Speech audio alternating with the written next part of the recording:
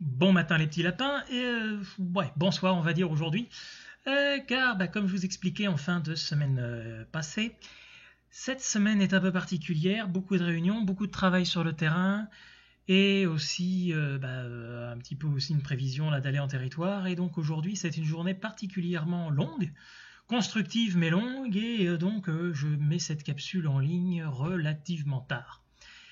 Donc voilà, donc nous continuons malgré tout sur les subordonnées. Et à propos de mots donc, aujourd'hui nous attaquons la subordonnée corrélative. Corrélative, en voilà un grand mot. Qu'est-ce qu'on appelle une corrélation? C'est un lien de comparaison ou un lien de cause à effet. Une corrélation, ça met en relation commune, donc corrélation, en relation deux choses, deux faits, deux choses qui se passent. Et c'est une relation donc soit de comparaison, on compare telle action à telle autre, ou telle action par rapport à la semaine d'avant, ou telle action qui est la cause ou la conséquence de telle autre. C'est ça une corrélation.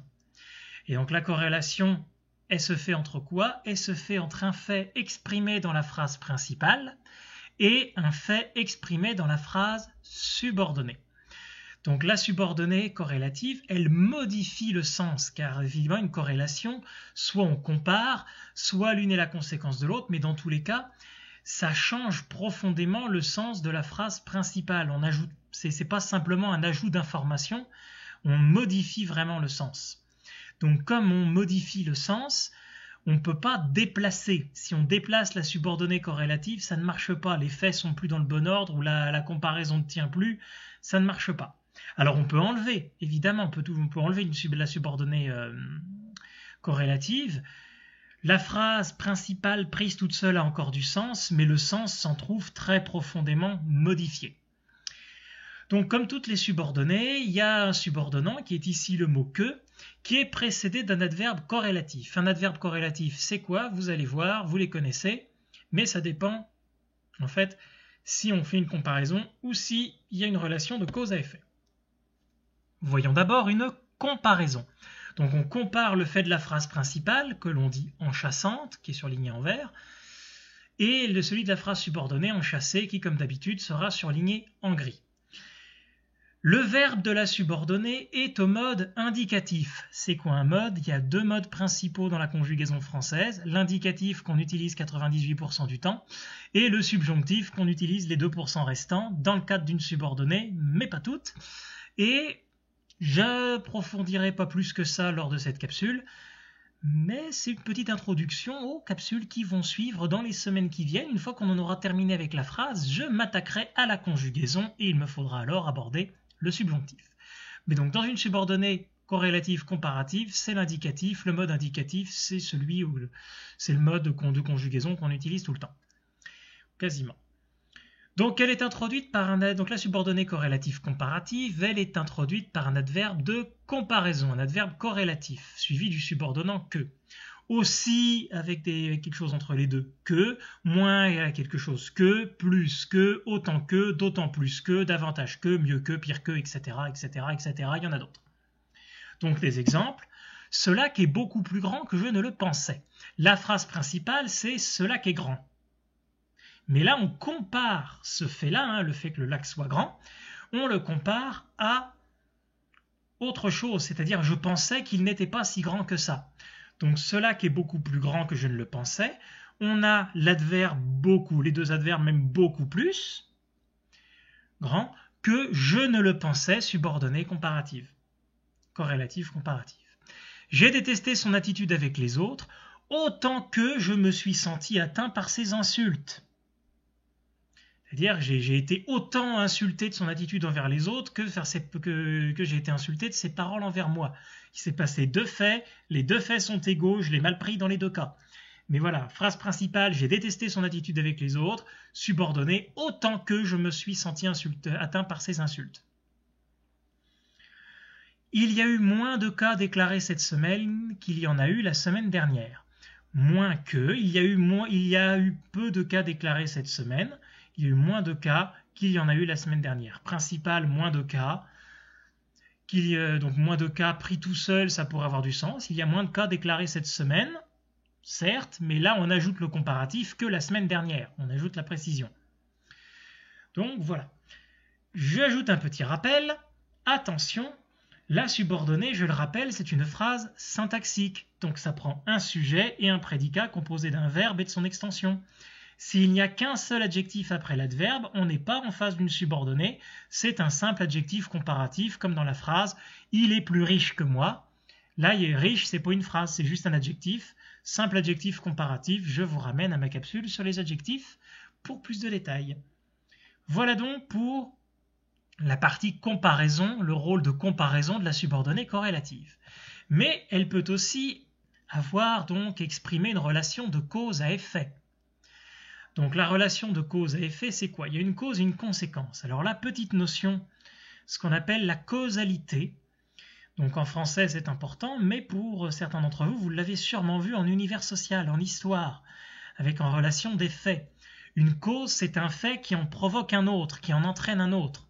Et ce fait qui est entraîné par la cause, eh bien c'est la conséquence. Je donne un exemple, vous allez comprendre. J'ai bien étudié ma leçon, donc j'ai réussi mon examen. Pourquoi j'ai réussi mon examen? Parce que j'ai bien révisé. J'ai réussi mon examen, c'est la conséquence de mon étude sérieuse. Et j'ai bien étudié ma leçon, c'est la cause de ma réussite. Voilà. Et bien évidemment, si on met plusieurs faits l'un à la suite des autres, eh ben, il y a des faits qui se ramassent, c'est la conséquence du fait avant eux, mais la cause du fait qui a lieu après. Donc comme dans ces deux phrases-là, j'ai bien étudié, donc j'ai réussi mon examen. Mes parents étaient contents.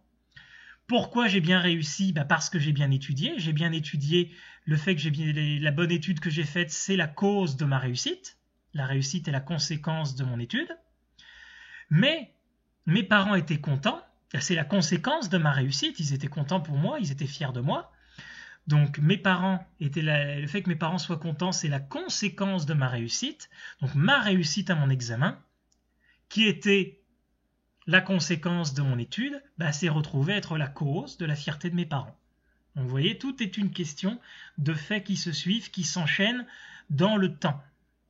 Dans la relation de causalité, il y a forcément une relation de temps quelque part. Une conséquence ne peut jamais avoir lieu avant la cause. Alors des fois, la cause se prolonge dans le temps, puis c'est une situation qui dure, mais voilà, la cause précède toujours la conséquence dans le temps. Quelque chose ne peut pas arriver, c'est niaiseux à dire, mais tant que ce n'est pas arrivé. Donc voilà, donc la cause, ça provoque un autre fait qui est sa conséquence. Cause, conséquence, ça revient régulièrement en histoire, mais c'est donc important dans la subordonnée corrélative de conséquence. Parce que le fait de la phrase principale, c'est la cause de ce qui est exprimé dans la subordonnée. Donc ce qui est exprimé dans la subordonnée, c'est la conséquence de ce qu'on exprime dans la phrase principale, parce que, et là vous allez voir, justement le fait que je disais que la cause est toujours avant la conséquence, c'est vraiment la plupart du temps bien marqué dans la construction avec une subordonnée. La principale précède quasiment tout le temps la subordonnée. Donc le verbe de la subordonnée, là il peut être au mode indicatif ou au mode subjonctif, ce dont je vous parlais, je n'en rentre pas dans les détails, mais vous allez comprendre que des fois ça s'utilise, le subjonctif ne s'utilise que dans le cadre d'une subordonnée quasiment, avec le subordonnant que devant, mais pas tout le temps, ça dépend des cas, mais on y reviendra dans la conjugaison. On retrouve nos adverbes corrélatifs, mais cette fois-ci qui peuvent exprimer une conséquence, suivi du subordonnant que encore, donc si, que, tellement que, assez que, suffisamment que, tant que, trop que, pour que, etc. etc. Donc, suite d'exemples pour que vous compreniez bien. Cette capsule est assez claire pour que tout le monde la comprenne, verbe au subjonctif. Donc, pourquoi tout le monde comprend la capsule? Parce qu'elle est assez claire. Le fait que la capsule est assez claire, c'est la cause du fait que tout le monde comprenne. Voilà, avec ici le subordonnant pour que. J'ai tellement marché que j'ai des courbatures partout. Pourquoi j'ai des courbatures partout? Parce que j'ai beaucoup marché. Si j'avais pas autant marché, j'aurais pas eu les courbatures. Si je n'avais pas, mon Dieu, alors là pareil, je reviendrai sur le conditionnel. Si je n'avais pas autant marché, je n'aurais pas eu les courbatures. conjugaison, on reviendra sur le conditionnel. Donc voilà, j'ai tellement marché, à cause de ça, j'ai des courbatures partout. La population est si dense à Montréal que l'épidémie s'y est développée rapidement. Pourquoi l'épidémie s'est développée si rapidement à Montréal? Parce que la population est si dense. Le fait qu'il y ait autant de population à Montréal, c'est la cause du développement rapide de l'épidémie. Pourquoi l'épidémie s'est développée rapidement? Parce qu'il y a beaucoup de monde à Montréal. Il y avait suffisamment de clients pour qu'on décide de rester ouvert 1 heure de plus. Pourquoi on a décidé de rester ouvert 1 heure de plus? Parce qu'il y avait suffisamment de clients. Voilà.